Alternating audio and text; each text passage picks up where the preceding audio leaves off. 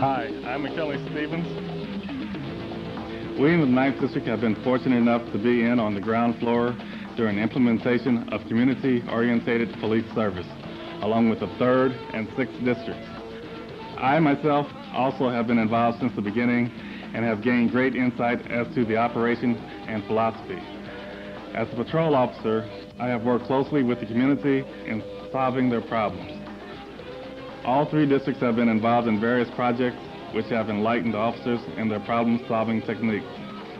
These have been put to test recently when each commander submitted an initiative based on a problem which the officers and sergeants believed was a perpetual issue. The district officers and their supervisors devised a plan of action with their objectives aimed at learning more about the problem and why it exists, along with alternatives for future consideration in efforts to resolve the issue. Hi, my name is Officer Mike Mueller. I'm with the 9th District's COPS Project. As a probationary officer just out of the academy, I have learned a great deal through this project and hope I have also brought some new ideas with me to help this problem. As some of you might have guessed, our age-old problem is prostitution. Most of you will agree this is not a major problem for our city, but it is a continuous vexation and oftentimes contributes to other more serious crimes. Keeping with the new philosophy adopted by the department, the patrol officers and citizens were instrumental in discovering prostitution still exists in the area of the stroll. This was not just a perceived problem by the officers of the 9th District, but was proven through a survey we conducted, where the entire community believed they were affected by prostitution activity in the boundaries of the stroll. To understand more about the problem, we attempted to find out how prostitution began in this notorious area of the city and how it became so widely known. The officers in the community believed this information would aid them in their quest for a solution.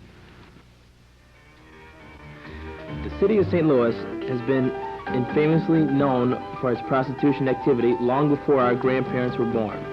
Unlike other major cities, no studies of prostitution exist for St. Louis in the early years. Some aspects of the trade in St. Louis were recorded in newspapers and official reports.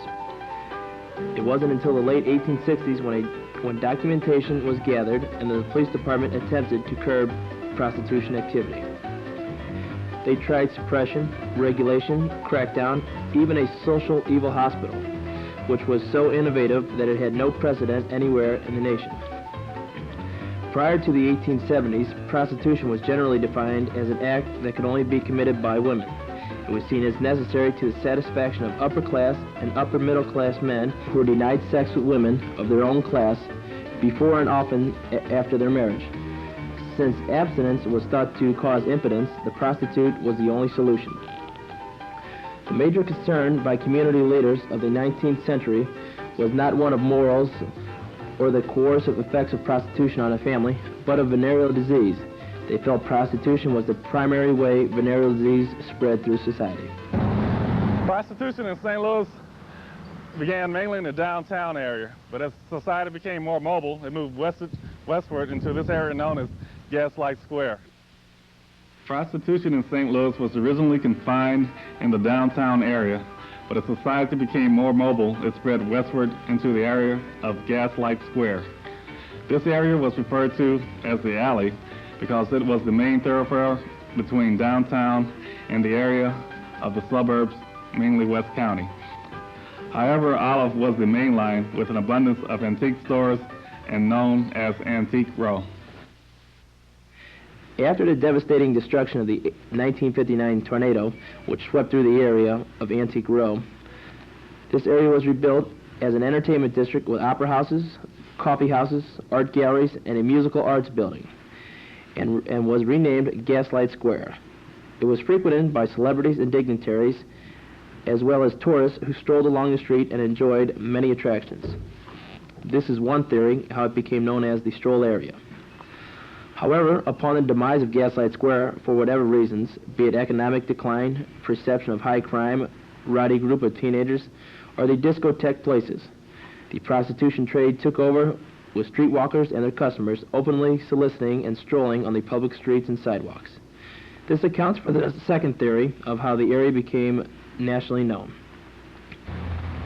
The girls who work this neighborhood find that hotels such as the Alcorn are very cheap and convenient to work at. Women from all walks of life found easy money with very little work and entertainment of all professions and financial status. The girls operated during the day around schools, churches, funeral parlors, businesses, and residences. The sex acts were simply done in cars, in the alleys, or in the front of schools where children walked by. The male customers who drove through the area assumed that any woman walking along the streets and sidewalks was fair game. The community became outraged at the lack of judicial concern and political action. The police crackdowns were ineffective. The prostitutes would be arrested, convicted or fined, and sent back on the streets, where they would work to pay off their fines. The whole procedure was simply a vicious circle with no solution. Finally, the city ordinances were enacted, and eventually all prostitution-related offenses were misdemeanor charges. Along with this, a law for patronizing prostitution was enacted, and for the first time in the history of St. Louis, the male customers were charged with violation for soliciting a prostitute. The news media joined the bandwagon, and whenever the police department effected arrest of a male customer, the local newspaper would publish their identities. This tragedy, along with the unfortunate homicide of police officer Greg Urson during a crackdown on the stroll, resulted in a large reduction of prostitution traffic on Olive and surrounding streets. What entices a woman to engage in such degrading behavior? Many of the individuals we interviewed indicated economic reasons and lack of training for other professions. Here at New Lifestyles, one individual, Sister Agnes, has devoted her life to helping these women find jobs and remove themselves from the street. She emphasizes the need to rehabilitate and offer these women alternative ways for survival. Sister Agnes has been working with the police department and the judicial system to prevent their recurring behavior. Sometimes she fails, but oftentimes she succeeds. We've always been in the District 9 area. That's been good because of the stroll being so close. We've worked with almost 450 women in depth in the 13 years that we've been in existence. But I can only say that probably 85 of those women are out of prostitution that we know about. We tried to do a study on this last year, and it was hard to track them down because in some cases we've suggested to the women that they move out of the area. Did you think about getting any other line of work, or what really drew you to the prostitution? Well, at that time, I mean, that's what I just thought, I could do and get money, And by me being that young, we just can't get jobs like right off, How did you come to know about the stroll? Well, my daddy used to be a cab driver, and sometimes we go to the store, my dad used to ride through there, and we would see, Crack is the reason why my life is like it is now. I have my kids. Okay. So you mainly are involved in prostitution just so you can buy crack? No, well, yeah. That's not sort of, but... How many times do you think you've been arrested for prostitution or demonstrating? About 16 times, 17. And have you ever done any jail time as a result of your arrests? No. What happens when you go to court after you've been given a court date and arrested? I got 5 court dates coming up now in May. What usually happens when you go to court? When I go to court, I plead not guilty, and they give me another court date. Is that what they've kept doing? Uh-huh. So you've never actually served any time? No, sir. On 16 arrests? No, sir. Just jail time, just being locked up 20 hours. Corrine, why do you do this? Why do you do what you do for a living? I don't know, I guess I like it. What do you like about it? I just like the excitement about it, running from y'all. He hit me, so I hit him back. And he had cracked a bone, my cheekbone right here, and broke my nose, and I had to go have an operation on my eye. Here at the workhouse, typically we don't see that many people who are remanded here, either for solicitation or for use. At present, because the annex is just opened and we have an increased bed capacity for females, we went from 0 people charged with prostitution to 6 women who are now charged with prostitution. In the 3 years that I've been here, we have never housed a male for prostitution or for soliciting a prostitute. Currently, if you would drive through the stroll, you would see an occasional prostitute. However, don't let this deceive you. As previously stated, prostitution is not a major problem, but it is a continuous nuisance. We in the 9th District decided to survey the residents and merchants of the area to determine if this was a perceived problem by them or if it was just a problem by the police department was concerned with. We were somewhat surprised by the receptive attitude of all respondents, and the majority believed prostitution, drugs, and gangs were the evils of their neighborhood. We also discovered that the complaints of prostitution had been occurring for years. However, the residents just accepted it as part of the neighborhood's environment. Many organizations and groups gathered periodically to discuss the problems in the stroll area. However, they never thought to contact or invite the police to their meetings. The respondents felt that prostitution brought other crimes, such as narcotics violations, because the prostitutes use drugs and therefore probably buy the drugs in the area, robberies of male customers, disturbance between the prostitutes and their customers, assaults involving prostitutes and their customers, and gangs loitering on the corners. It's when I'm up in my window, I can look outside and they're doing 4 sets in front of our kids. Kids standing up there, 7 o'clock, bus station, standing there waiting on their bus, and they out there having sex, you know, right there live in the daylight, you know. And they bring them around to our alleys, to our driveways. They do their business right there, you know. And it's really a bad environment around our children, you know. Mm-hmm. You know, the neighbors are gathering together because everybody's tired of it.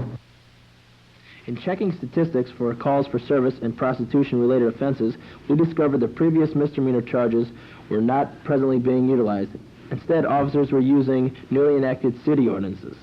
Upon investigation, we learned that all misdemeanor cases were given suspended imposition of sentences, which means absolutely nothing.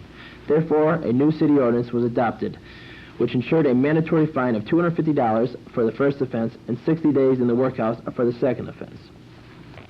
The first goal we would like to achieve is to get the community involved in this project.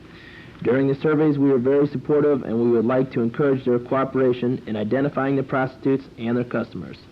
We do not want them to accept this activity as a part of their daily lives. They deserve a better quality of life. Secondly, we would like to solicit the cooperation of the news media once again in publishing the identity of male customers arrested for patronizing prostitution. Additionally, we would like to coordinate efforts with Sister Agnes in assisting these women out of their chosen profession. However, if the prostitutes are unwilling to cooperate, then we would like to 1. Identify them, 2. Locate their residence, 3. Notify the landlord of their activity, 4. Contact the building division to inspect their residence. 5. Contact the Division of Family Services if their residence is inhabitable and there are children living there. 6. Contact the welfare office concerning their unclaimed income. 7. Contact the IRS concerning their income. And 8. Require them to a mandatory health examination.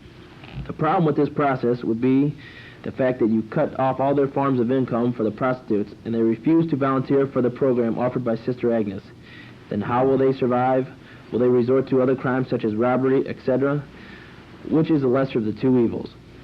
The Division of Family Services oversees a program called Futures, which is mandated from the federal government to each state to develop a program to help welfare recipients enter the workforce. This could be incorporated with Sister Agnes's program. In conjunction with these goals, we would like to initiate a footbeat in the area of the stroll, whenever manpower permits. Almost every one of the respondents of the survey expressed a safer feeling with the footbeat patrols in the neighborhood. In conclusion, we would like to solicit the cooperation of the city councilors and the circuit attorneys to maintain the current fines being imposed by the city courts and hopefully increase the sentencing for misdemeanor charges. Community service would be an ideal way of sentencing and paying off their fines. How about community service in the area of the stroll?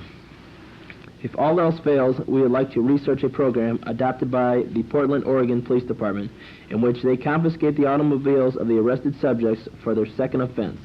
According to our legal division, we would first have to seek the advice of our asset forfeiture unit. In review, we would have to measure the success or failure of the project through our arrest statistics, conviction rates, interviews with the survey respondents, feedback from the community, and health records and statistics made by Sister Agnes and the court system.